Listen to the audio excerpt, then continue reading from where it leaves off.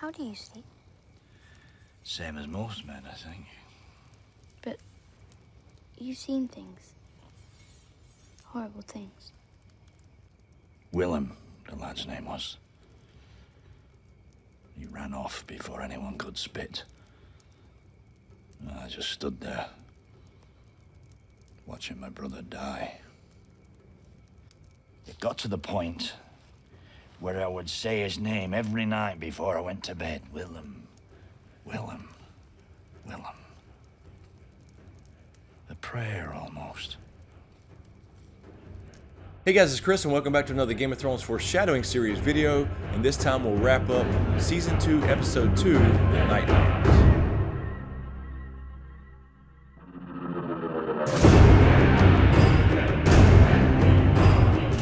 Also, a quick reminder for the holidays, if you're interested in audible.com, head over to audibletrial.com/smokescreen and get your free 30-day trial of audible.com as well as an audiobook of your choice. These are really great for reading A Song of Ice and Fire, especially those long rereads, or any book for that matter. Head over to audibletrial.com/smokescreen and get your free 30-day trial and one free audiobook of your choice. Alright, so let's jump right in where we left off and finish up Season 2, Episode 2, The Nightlands. And in our next scene we see Tyrion, still Hand of the King at this point, meet up with Varys. 3 great men sit in a room, a king, a priest, and a rich man.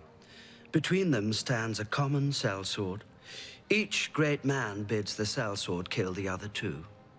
Who lives, who dies. He has a sword, the power of life and death. But if it's swordsmen who rule, why do we pretend kings hold all the power? Power resides where men believe it resides. It's a trick, a shadow on the wall. A very small man can cast a very large shadow. So Varys gives him a little riddle about power, and it resides where men think it resides. And of course he kicks off the line, a very small man can cast a very large shadow. So I think this leads up to this. The 7 kingdoms need someone stronger than Tommen, but gentler than Stannis. A monarch who can intimidate the High Lords and inspire the people. A ruler loved by millions with a powerful army and the right family name. Good luck finding him. Who said anything about him? So I think this is the point where Varys actually decided, you know what, Tyrion will be good for this Targaryen restoration. And of course we all know from the very first season that Varys and Illyria are working together for a Targaryen restoration. So although we don't see all the dealings in the background until later, of course Varys is still interested in getting Dany over on the Iron Throne. And I think this is the point he decided to eventually recruit Tyrion for that job. So he saves Tyrion's life and they head over to Essos. And this is when he first gives Tyrion the idea that he could play a big part in the wars to come in getting Dany to the Iron Throne. And in our next scene, we see a very good conversation between Aria and Yoren on the way to the wall. How do you sleep? Same as most men, I think.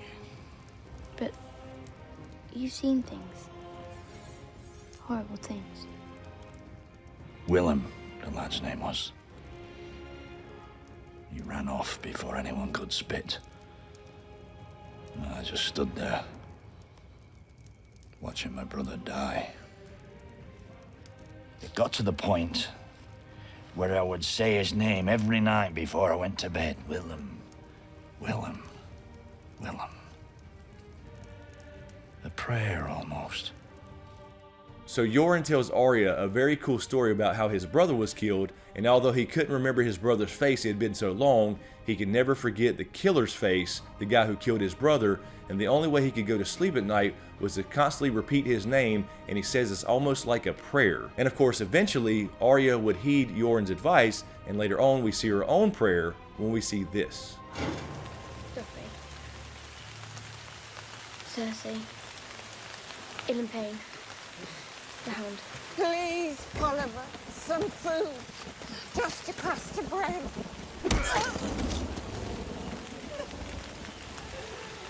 Oliver. The mountain. So I believe that was the moment Aria decided to make her own list and start reciting her own little prayer before she went to bed every night. And of course, going along with this idea, in the very next scene, we do see this. Fight!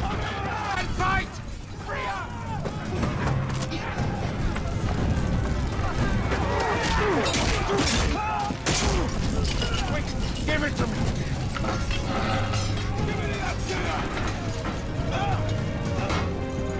So Aria saved Jack and Hagar, who had been keeping a very close eye on her for whatever reason, and of course this ties in directly with her kill list, and later on we would see this. Here, What is it? a coin of great value. If the day comes when you must find me again, just give that coin to any men from Bravos and say these words to him. Vala Morgulis. Vala Morgulis.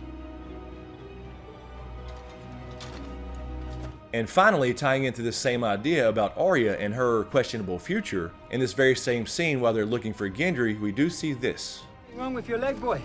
Look at it! You woke? No. You gotta carry me. All right.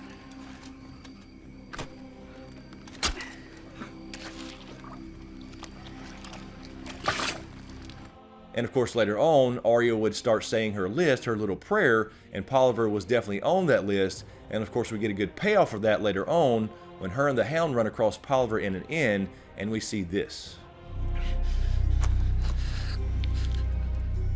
Maybe I'll pick my teeth with it.